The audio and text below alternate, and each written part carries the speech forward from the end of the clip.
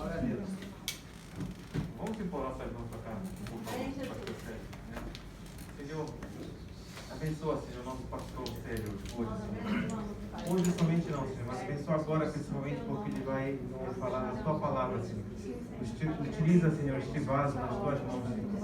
E que essa palavra de hoje também possa tocar, Senhor, especialmente no coração de cada uma dessas pessoas que estão aqui. E futuramente, Senhor, através do YouTube, que as pessoas também possam ver, Senhor, sejam tocadas, Senhor, sejam iluminadas por cada palavra que esteja saindo hoje através da boca do nosso pastor.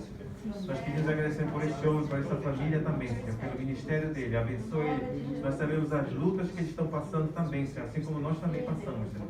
Mas hoje, especialmente, Senhor, usa ele, Senhor, em nome de Jesus. E nós pedimos e agradecemos por em nome de Jesus. Amém, Senhor. Amém. Glória a Deus. Salve da igreja, com a paz, Senhor. Amém? Amém. Estão contentes? Amém. Acho que eu preciso, depois de uma música como essa, eu preciso de um pouquinho de água.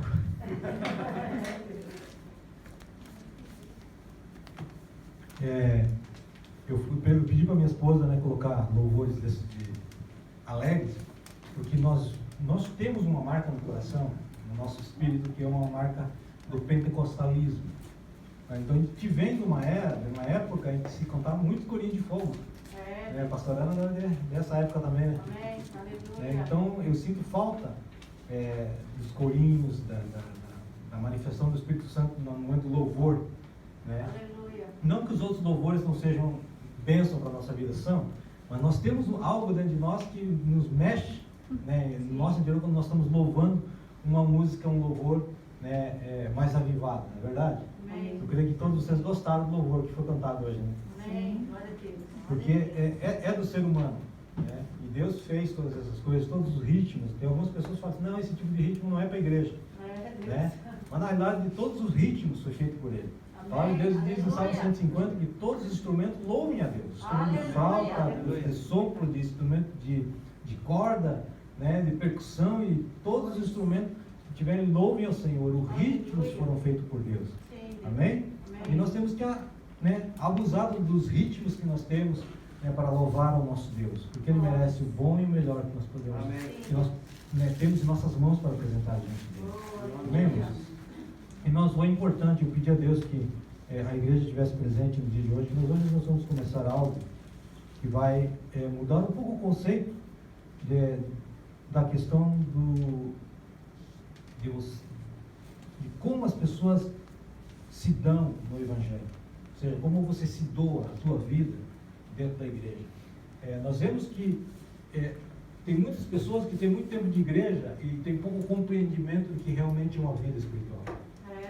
Eu converso com conversando com o irmão Jorge, né? Desculpa pegar o irmão como exemplo, mas eu estava conversando com ele, ele fala assim, pastor, muitas das mensagens que eu tenho ouvido aqui hoje, é como se fosse feito um apanhado de tudo aquilo que eu aprendi e eu vim compreender agora.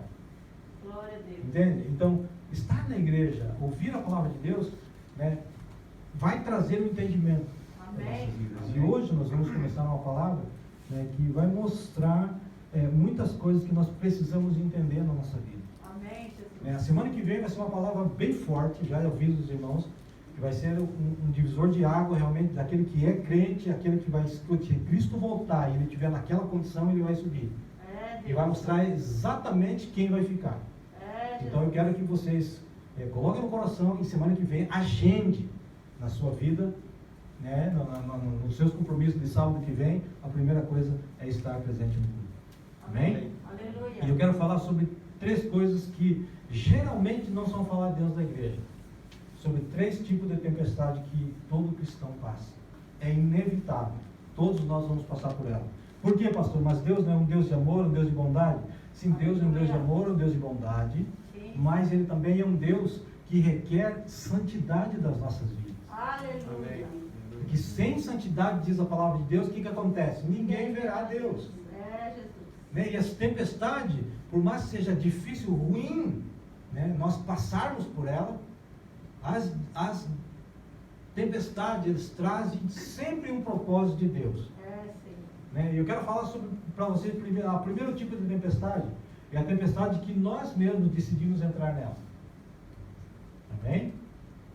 É a tempestade que Jonas decidiu atrair para a vida dele. Amém? Por uma decisão dele, não foi de Deus. Deus.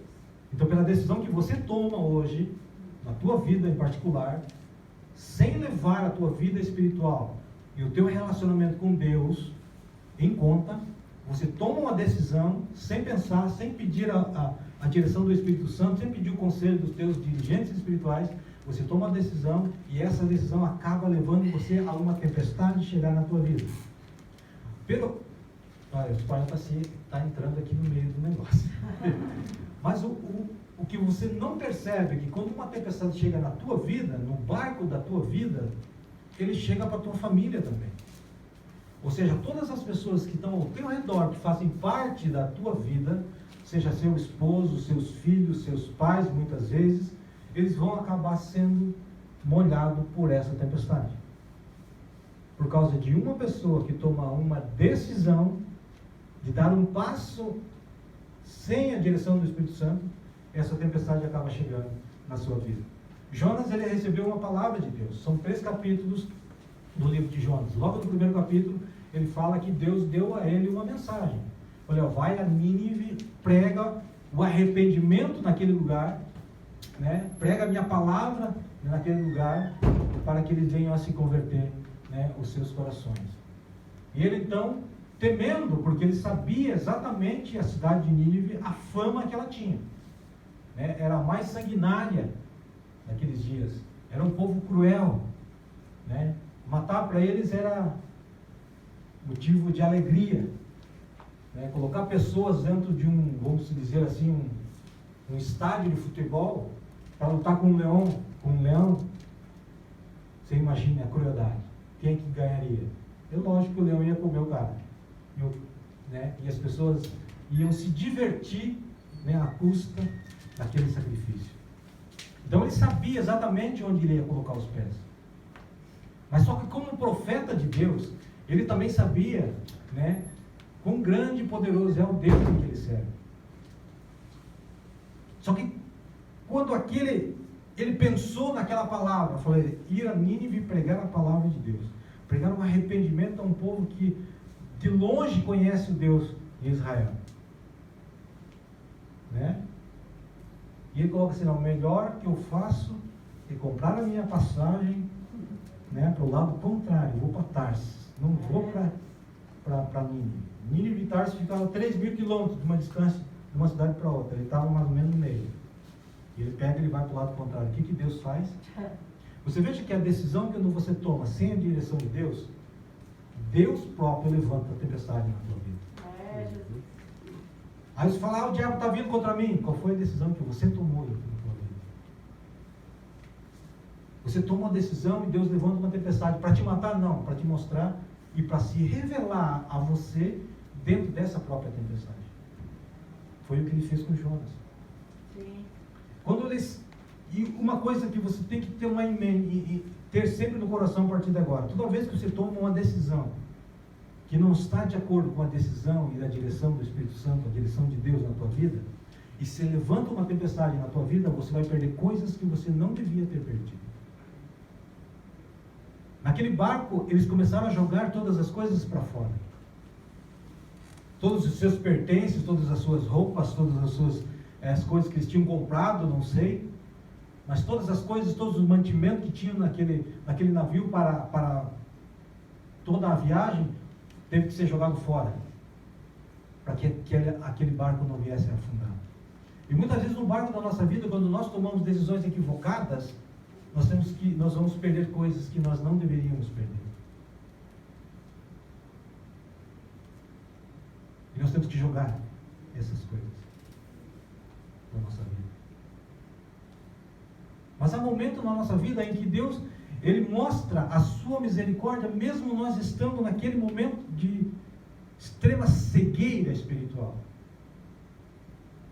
Você veja que Jonas, ele estava no fundo do barco, dormindo enquanto a tempestade estava lá açoitando o navio. Ele estava dormindo. Jonas. Não é o Jones, é o Jonas mesmo. Ele estava dormindo. E os outros estavam lá, em pânico, clamando cada um ao seu Deus. Eles falaram assim, peraí, mas tem uma pessoa que está dormindo lá. Falou, vamos ver quem que é esse homem. Acorda um homem lá embaixo, o Jonas, e ele levanta, e ele fala assim, não, o culpado dessa tempestade sou eu. O que vocês têm que jogar no mar não é as coisas que vocês têm. Me joguem no mar que a tempestade vai passar. Porque ele revela também o seu pecado. Ele fala, Deus, meu Deus, me mandou para fazer um trabalho lá em Nínive, e eu estou indo para o lado contrário porque eu quero fugir da presença de Deus. Eu vou te dizer um segredo, embora você saiba, de Deus não tem lugar para você fugir. Davi, eu acho que foi Davi, se não me engano. Se eu fizer o meu trono no alto das nuvens, você está. No profundo da terra, você vai estar. Na profundeza do mar, ali também você está. Salmo 139. Amém?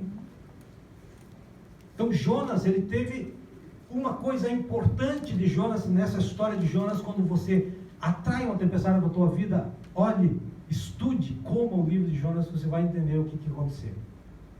Aí Jonas, primeira coisa, que ele reconhece o seu erro. O maior erro do ser humano é não reconhecer aquilo que errou. O maior erro do ser humano é não baixar a sua cabeça e falar assim, não, eu me equivoquei, eu errei. Ele fala assim, não, o culpado sou eu. Né? Jogaram Jonas no mar. E mesmo no meio da tempestade, e Jonas deve ter pensado assim, se me jogar no mar eu morro, então eu não vou precisar ir para mim. Estou livre, me jogue aí e não posso, e Deus não pode me culpar, não. Você fez um suicídio, não fiz suicídio, me jogaram. Ele tinha ali uma saída. Mas só que mesmo dentro da tempestade, Deus tem misericórdia da tua vida, quando você reconhece que você errou. Quando você reconhece que você chegou no momento da sua vida e você meteu os pés pelas mãos, fez errado, tomou a decisão errada e reconhece diante de Deus e clama a Deus, né, por misericórdia.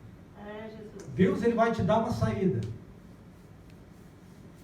Para Jonas, eu não sei se foi muito agradável a saída que Deus deu, né, mas Deus proveu ali um peixe bem grande para comer ele. Você imagine, né? Eu não gosto de sentir o cheiro de peixe cru, né? Você imagine como é que estava o estômago daquele peixe. Você imagine o cheiro que estava naquele lugar. Eu tenho certeza que quando Jonas estava dentro daquele, do estômago do peixe, irmão, o desespero daquele homem, escuridão, cheiro terrível, e o pensamento, eu vou ser derretido pelo suco gástrico desse peixe. Não é verdade? Porque todo alimento que cai no estômago, no nosso estômago tem o suco gástrico que vai desfazer esse alimento. Você imagine, talvez tivesse pegado na pele de Jonas e ardido, não sei como que estaria ali. Mas a questão é que ele era dentro daquele lugar.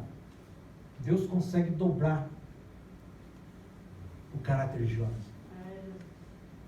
Esse é o grande perigo que nós tomamos decisões sem a direção do Espírito Santo.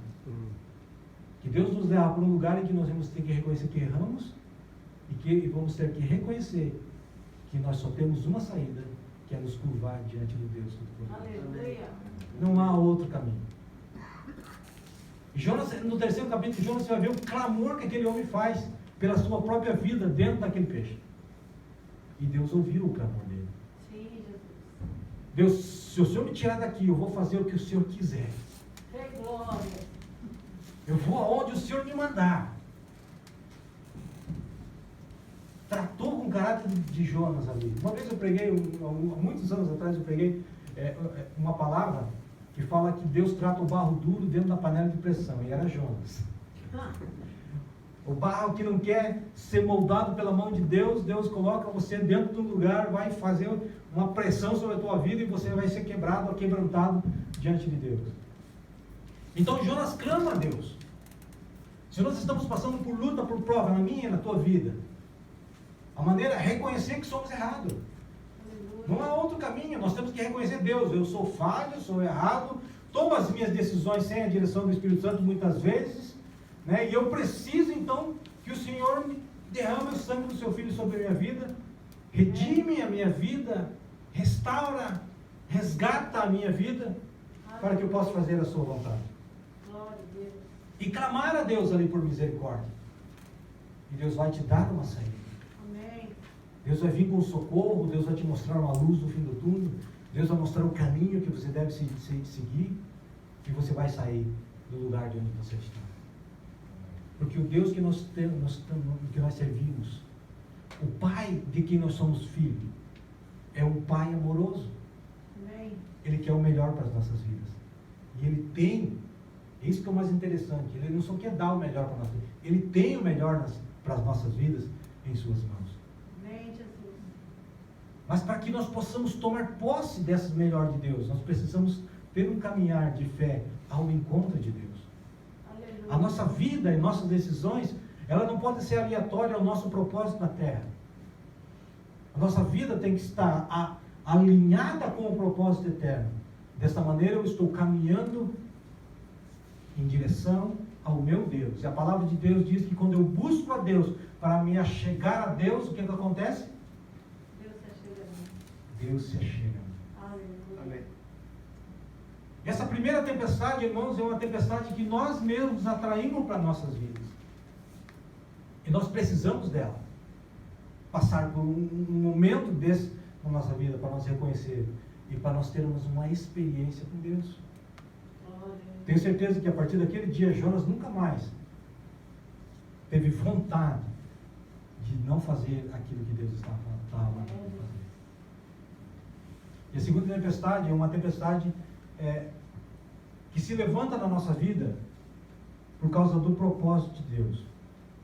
Quando Deus tem um propósito na minha e na tua vida, existe uma tempestade que se levanta nas nossas vidas, não é para matar as nossas vidas, para ceifar a nossa vida, mas sim é uma tempestade para purificar a nossa vida. Quando Paulo ele foi preso em Israel, ele foi enviado para Roma. Então eles enviaram todos os prisioneiros, colocaram num barco e eles foram para Roma. Mas só que esse barco, na chegada, mais ou menos na metade da viagem, ele foi assolado por uma tempestade que se levantava. E essa tempestade, né, diz a palavra de Deus, na primeira tempestade, nós perdemos coisas importantes da nossa vida, mas nessa segunda tempestade, quando há um propósito na nossa vida, há um propósito de Deus na vida de Paulo, né? E Paulo já havia recebido uma palavra que ele chegaria em Roma, da parte de Deus. Então havia já uma meta para Paulo. E quando essa tempestade se levanta, Paulo fala, nós não vamos perecer, mas nós temos que jogar muitas coisas do barco fora. O que significa isso, pastor? Significa que quando se levanta essa tempestade, tem um propósito, uma meta para nós chegarmos, significa que nós temos que tirar muita coisa da nossa vida que não pertence a Deus. Coisas que estão entulhando a minha vida espiritual, coisas que estão entulhando o meu pensamento, coisas que estão entulhando o meu coração de coisas que não pertencem a Deus, que só fazem atrapalhar a minha vida, o meu relacionamento com o Pai. E nós precisamos então se desfazer dessas mochilas, dessas cargas que estão sobre a nossa vida, para realmente apresentar diante de Deus um templo limpo e agradável ao Senhor. Amém. São coisas que nós guardamos no nosso coração. Pastor, uma delas, pastor, mágoa. Eu tenho que me desfazer da mágoa de alguém. Alguém me magoou e eu carrego essa mágoa no meu coração. E isso é um entulho que está ali, que não permite você ter um relacionamento íntimo com Deus, porque há uma coisa que você precisa liberar, chamada perdão. E essa palavra perdão, ela tem que sair do teu coração. Então nós temos que se desfazer da mochila da mágoa e liberar o perdão. E de contrapartida, nós também temos que perdoar aquele que fez o mal para nós. Nós liberamos perdão, nós pedimos perdão. Então tem muita tempestade na nossa vida que se levanta para que Deus se manifeste dessa maneira para nós. E nós precisamos ser transformados por Deus. E Deus vai transformando a nossa vida de acordo com o processo em que nós vamos entrando. Em todas as tempestades da nossa vida, Deus tem um propósito. A primeira tempestade, né, era Deus se revelar, Deus quebrar o nosso caráter, Deus fazer com que nós reconheça que nós somos errados e que Ele é Deus sobre todas as Aleluia. coisas. Na segunda, nós temos uma tempestade que Deus se levanta para purificar a nossa vida. A purificação da nossa vida muitas vezes acontece no meio de uma tempestade. E nós precisamos passar por ela para que Deus venha lapidar as nossas vidas. Que Deus venha polir o diamante que cada um de nós somos. Aleluia. Amém? Amém. Pastor, e a terceira? A terceira tempestade se levanta quando levantada não por Deus e nem pela decisão que nós tomamos, mas sim levantada por Satanás. Satanás, ele espera que você receba uma palavra. Muitas das pessoas têm um grave erro, é que correm atrás de revelação e de palavra de profecias, amém? Quando você recebe uma palavra de profecias, você tem que estar os pés bem firmes em Cristo Jesus, porque quando se revela uma palavra falada, audível, Satanás copia, ele guarda aquilo que foi ministrado sobre o teu coração. E ele vai trabalhar contra esta palavra para que essa palavra não se cumpra e você veja Deus como mentiroso. Então ele vai se levantar. Mas quando nós temos um propósito na nossa vida, sempre vai ter isso. Por que o ministério de louvor ele passa por tanta luta? Por que o ministério da palavra, a vida do pastor, sempre tem tantas lutas? Porque já tem um propósito declarado, firme e fixo. Amém? Amém. Então o inimigo se levanta nesses ministérios. E na minha vida em particular, quando eu recebo uma palavra, você tem uma meta de chegar. Lembra do endemoniado de Gadareno? Jesus tinha uma meta para chegar. E aquela tempestade que se levantou no meio do mar de Galileia não era uma tempestade comum, era uma tempestade formada por Satanás. Tanto é que quando Jesus se levanta, ele ordena, como se estivesse ordenando aquela tempestade como se fosse uma pessoa. Ele falou, aquieta-te, mano. Quando eu falo assim, aquieta-te para alguma coisa, eu estou falando para alguém, para um ser. Amém? Então, quando nós temos uma meta na nossa vida, quando Deus derrama uma palavra sobre nossas vidas, Satanás sempre vai se levantar para tentar impedir que nós possamos chegar na nossa meta. Jesus, quando foi batizado, ele recebeu uma palavra sobre ele. Este é meu filho amado, em quem me comprazo. Amém? E ele foi levado pelo Espírito Santo ao deserto para ser tentado, verdade? E lá ele foi tentado. Se você é o filho de Deus, porque Satanás não tinha realmente certeza que aquele rapaz, aquele homem de 30 anos, que tinha sido batizado até aquele momento, era realmente filho de Deus. Mas quando a voz fala audivelmente, Satanás agora tem uma certeza que aquele ali é realmente Jesus. E ele vai para o deserto e Satanás vai tentar ele, mas Jesus vence. Aleluia. Aí, pastor, mas qual é o instrumento que Jesus usou para vencer Satanás? A palavra de Deus. Amém. Todas as coisas que Jesus usou naquele dia, todos os instrumentos e todas as coisas, foram palavras. E palavras que já estavam escritas, reveladas. Glória. E a palavra que nós temos em nossas mãos, é a nossa espada de 2 gumes, como diz em Hebreus 4, aquela que penetra até a divisão da alma, juntas e medulas, e apta para discernir as intenções do coração. Glória a Deus. Amém? Amém. É essa palavra. Então nós temos 3 tipos de coisas na nossa vida, 3 tipos de tempestade que nós temos na nossa vida. Né? Agora eu quero ler para você um versículo, São José. O pastor pregou e não ministrou, não falou o versículo. Eclesiastes capítulo 3, versículo 1. Eclesiastes capítulo 3, versículo de número 1.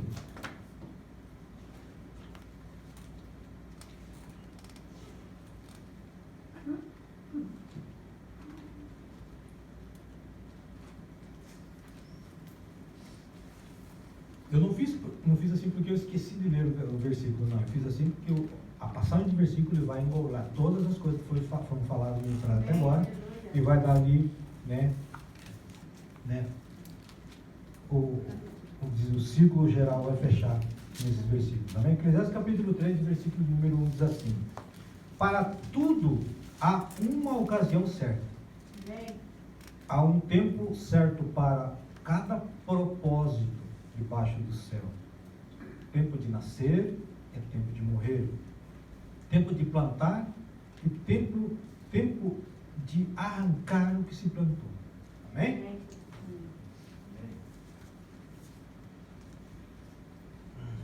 Eu vou entrar nessa passagem aqui. É uma coisa que é bem complicada de você ouvir, mas é muito importante para o teu crescimento espiritual. Você veja que eu vou ler de novo, olhe e escute bem o que está escrito aqui. Para tudo há uma ocasião certa. Há um tempo certo para cada propósito debaixo do céu. É, Deus.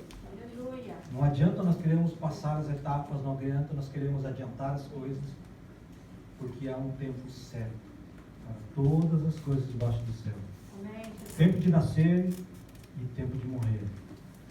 O mais interessante, o mais importante que eu quero passar para vocês é isso daqui. Tempo de plantar e tempo de arrancar o que se plantou. Amém. Em toda ocasião de tempestade, na primeira tempestade, nós plantamos semente na nossa vida. Você está vivendo hoje na tua vida algo que você plantou no passado. E tudo aquilo que você planta hoje, aqui e agora, amanhã você vai colher. E tudo que você plantou ontem, você está colhendo hoje. E essa palavra é uma palavra que tem um poder universal para crente e não crente. Seja lá o feiticeiro, seja lá o espiritista, esta lei é uma lei universal. Tudo que se planta nesta vida, uma hora ou outra nós vamos colher. Se você está passando hoje por coisas na tua vida, por coisas que você mesmo plantou no seu passado, e que você vai ter que colher, e nós vamos ter que colher. Verdade. Por causa que Deus, no próximo versículo, eu quero que vocês olhem para mim, não precisa procurar. Gálatas capítulo 6 e versículo número 7. Não se deixe enganar de Deus, não se zomba. Aleluia. Pois o que o homem semear, isso também colherá. Amém. Quem semeia para a sua carne, da carne colherá destruição. Mas o que semeia para o Espírito, do Espírito colherá vida eterna. Glória a Deus. Aleluia. Amém. Nossas palavras são semente. Tua palavra é uma semente. Tua palavra lançada, tua palavra falada, tua palavra ministrada, ela vai cair nos corações, ela vai cair e vai ser lançada. E diz a palavra de Deus que toda palavra que sai da tua boca, ela sai e cumpre o seu propósito.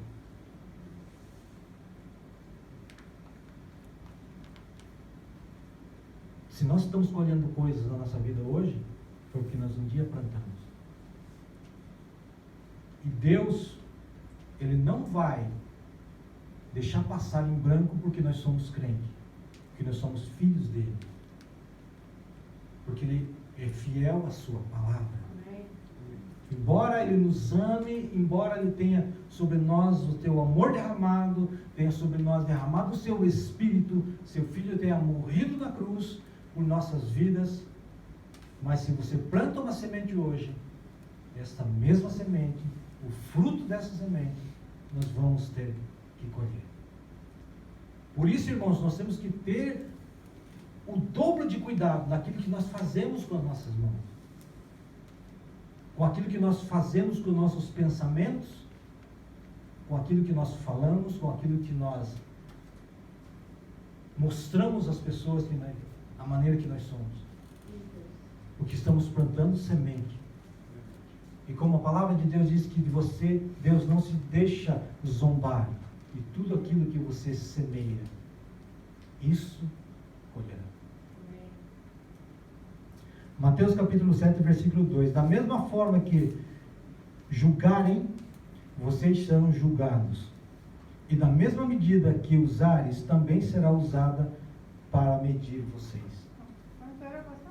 Mateus 7, 2. Muitas vezes nós somos egoístas no nosso coração.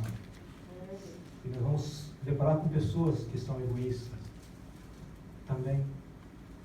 Não porque Deus é ruim, é porque você mesmo fez dessa maneira. Amém? Então nós precisamos, irmãos, tomar cuidado. Nós somos crentes, irmãos. E a palavra de Deus na nossa boca é espada. Nós somos guerreiros de Deus. Nós somos pessoas escolhidas por Deus para estar neste lugar, recebendo uma palavra de autoridade, recebendo uma palavra de poder e recebendo uma palavra de exortação também. Eu acho que de todas as palavras que eu ministrei nesse ministério Renovo, desde que eu estou aqui, acho que vai fazer 2, 3 anos, mais ou menos, eu acho que foi uma das palavras que mais me pesou no coração. Eu pedi para o diácono Sérgio essa semana: olhe por mim, porque o que eu tenho para falar vai doer no meu coração, porque é difícil, mas se eu não obedecer, eu não quero passar pelo que Jonas passou. Eu sempre falo nas minhas ministrações: eu não estou aqui para fazer a vontade de vocês, eu estou aqui para fazer a vontade de Deus. Aleluia, Deus. E a vontade de Deus fazer e agradar a Deus muitas vezes não agrada a todo mundo. Verdade. Mas mesmo assim, uma palavra que não agrada a todo mundo, e talvez não agrade você nessa noite, essa palavra tem o poder de gerar vida e vida eterna. Aleluia. Você talvez saia chateado daqui essa noite, mas no dia da manhã você vai olhar para trás e falar assim: bendito seja Deus porque ministrou aquela palavra. Verdade. Aleluia. Nós precisamos nos colocar no trilho de Deus essa noite. Eu sei que entrar na linha com Deus, entrar na linha, na direção contrária a tudo que o nosso coração deseja. Andar na linha com Deus é dar de frente com Satanás. Porque muitas vezes quando nós estamos andando com Deus, ele se levanta. Quando Deus tem um propósito na tua vida, ele se levanta. E quando nós saímos do trilho, Deus se levanta com uma tempestade na nossa vida, para que você volte para o lugar. Você toma uma decisão errada, Deus se levanta contra você. Se você toma a direção certa, Satanás se levanta contra você. Mas eu quero dizer uma coisa para a tua vida nessa noite. O que Deus tem na tua vida, meu irmão, a palavra de Deus diz que nem o olho viu, nem o ouvido ouviu, o que Deus tem preparado para a tua vida. Nada se compara ao que Deus tem preparado para a tua vida, mas você precisa começar a andar na direção de Deus. A nossa vida tem que ter uma prioridade única: adorar a Deus, glorificar a Deus, exaltar a Deus, viver Deus nas nossas vidas. É difícil, irmãos, ser cristão nesse mundo. Sim, Deus. Porque viver num lugar onde as pessoas não são crentes, viver num lugar onde as pessoas não acreditam em Deus, é viver remando na contramão, remando contra a maré. Alguém já andou no mar quando a maré está do lado contrário, você está tentando subir, ela está descendo? É terrível. Você dá 2 remadas para frente e ele dá 3 para trás. Mas eu quero dizer uma coisa para você: talvez Jesus esteja dormindo no barco da tua vida nessa noite. Desperta Jesus no teu coração. Aleluia. Desperta Jesus no teu coração, que você vai ter o bálsamo de Deus renovado sobre a tua vida. Aleluia. Glória a Deus. Eu estou meio rouco hoje, porque lá embaixo na intercessão eu orei pelos ministérios dessa igreja, eu orei pelos irmãos dessa igreja, por esta igreja, de uma maneira que eu nunca tinha feito antes. A presença do Espírito Santo lá embaixo estava tão forte, mas tão forte, que atingiu o louvor nessa noite. A presença de Deus está tão forte, e eu sinto a presença de Deus manifesta nessa noite. Glória a Deus. Aleluia. Eu tenho sentido no meu coração, do meu espírito, da minha alma nessa noite, está saindo, fluindo vida. Glória a Deus. E a palavra de Deus diz que nós somos fonte de vida em Apocalipse. Amém. Aleluia. Vai jorrar vida. E eu vejo pessoas sendo ativadas no mundo espiritual nessa noite. Glória a Deus. Pessoas que vão começar a viver coisas que nunca viveram na sua vida. Pessoas que nunca tiveram tanta intimidade com Deus como vão ter a partir de agora. Deus vai se revelar com tanta simplicidade na tua vida que você vai dizer, meu Deus, não era tão fácil entrar na tua presença. Aleluia. Pai, como o Senhor estava tão perto e eu não conseguia perceber a tua presença. Foi no momento que nós fazemos o clamor que Jonas fez nos ventres daquele peixe, Aleluia, Senhor. Deus se revela a nós. Glória a Deus. A palavra de Deus diz que aquele que ama a palavra de Deus, guarda no seu coração, e existe uma promessa tão grande, diz a palavra assim, que Jesus se revela a você, e o Pai também. Amém. Nós precisamos começar a fazer essas coisas na nossa vida. Paulo escreve aos Romanos, no capítulo 5, versículo 3. Não só isso, mas também nos gloriamos nas tribulações. Eu estava falando com a pastora lá embaixo agora há pouco. Glória a Deus. Porque sabemos que a tribulação produz perseverança. Amém. Por isso que é importante as tribulações na nossa vida. Sim. Romanos 5,4. A perseverança a perseverança, um caráter aprovado, e o caráter aprovado é a esperança. Oh, glória. A esperança não nos decepciona, porque Deus derramou seu amor em nosso coração por meio do seu Espírito, que Ele nos concedeu. Glória a Deus. Que maravilha esta palavra. Sim, Deus. Todas as coisas estão ligadas ao trabalhar de Deus na nossa vida. Tudo. Amém. O que nós temos que fazer somente duas coisas: crer e confiar. Amém, Jesus. Creia que Deus está contigo no lugar onde você está. Não sei em que tempestade, em qual tempo da tempestade você está, mas creia que Deus está contigo. Amém, Senhor. Confie que Deus vai abençoar a tua vida. Sim. Confie que Deus vai te mostrar o caminho que você deve seguir. Confie que Deus vai te mostrar o que você deve tirar do teu coração. O que você deve se despojar da tua vida, retirar da tua vida. E confia que tudo aquilo que Satanás fez você perder, Deus vai te dar em dobro. Aleluia. Obrigado, Jesus. Aleluia. Deus é um Deus maravilhoso. Deus é um Deus fiel. Deus é um Deus amoroso. Sim, Senhor. Eu quero que você coloque de pé nessa noite. Glória. Eu quero que você, com o que você ouviu nessa noite, pastor, eu não sei orar bonito, mas não precisa orar bonito. Seja sincero em suas palavras. Amém, Jesus. Não. Seja sincero em suas palavras. A melhor oração não é uma oração bonita. Sim, Senhor. É bonito nós falarmos bonito, né? Nós estamos falando com o Rei dos Reis e Senhor dos Senhores, mas o mais importante é nós falarmos com palavras sinceras do nosso coração. A sinceridade diante de Deus é o que mais vale. Eu quero que você abra o teu coração. Eu não sei com que dificuldade ou problema que você está passando, Glória a Deus. mas com tudo aquilo que você ouviu nesta noite, você tem uma direção correta nesta noite. De ir em direção a Deus e fazer o que Ele está mandando você fazer no teu coração. Aleluia. Porque eu tenho certeza absoluta no meu coração que Deus tem falado contigo nessa noite. E Deus tem falado todos os dias da tua vida. Fala, filho, faça isso, filha, faça aquilo. E você sabe o que você tem que fazer. Então você nessa oração entregue nas mãos de Deus. Coloque nas mãos de Deus aquilo que você precisa entregar. Aleluia. E peça a Deus tudo aquilo que o diabo arrancou das tuas mãos. Deus, me devolve essas coisas. Sim, Senhor. Amém?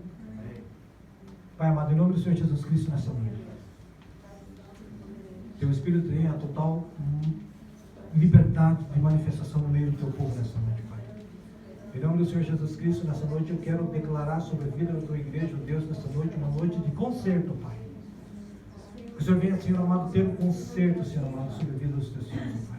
Venha tratando a cada coração, Deus, venha se revelando a cada coração nesta noite. Deus venha trazendo bálsamo, Senhor amado, sobre a vida dos teus filhos.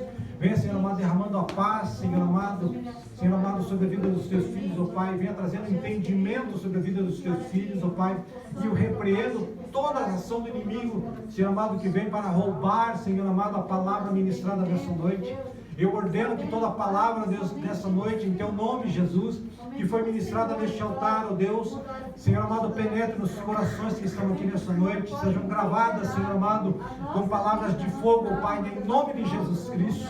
E que cada um deles, ó Deus, a partir de agora, Senhor amado, comece uma transformação na sua vida natural, ó Pai. Para que possa ser uma vida sobrenatural, uma vida, Senhor amado, que agrade a Ti, uma vida, Senhor amado, que ande nos Teus propósitos, uma vida, Senhor amado, que venha, Senhor amado, a realmente brilhar, Senhor amado, a Tua vida sobre a vida deles, ó Pai. Em nome do Senhor Jesus Cristo, eu oro nesta noite. Eu coloco nas Tuas mãos cada vida que aqui está. Pai amado, cada pedido que foi levantado, Senhor amado, aqui neste lugar, nesta noite, pelos Teus filhos, o Senhor possa escrever, Senhor amado, aí no céu, Pai, diante do Teu altar. É que eu te peço, em nome de Jesus Cristo, nesta noite. Eu me entrego nas Tuas mãos, ó Deus, a Tua casa e a Tua igreja. Peço que o Teu sangue esteja sobre a sua vida, da tua igreja, ó Pai. E peço que cada lar aqui representado seja lar, Senhor amado, abençoado, Senhor amado, pela Tua presença. E os Teus anjos de guerra estejam ali para cuidar, limpar, ó Deus, o ambiente onde os Teus filhos vivem, ó Pai. Em nome do Senhor Jesus Cristo, nessa noite eu oro, louvo e te agradeço, em nome de Jesus. Amém. Amém? A igreja possa sentar em nome de Jesus. Todos podem dar glória a Deus nessa noite. Glória a Deus! Aleluia!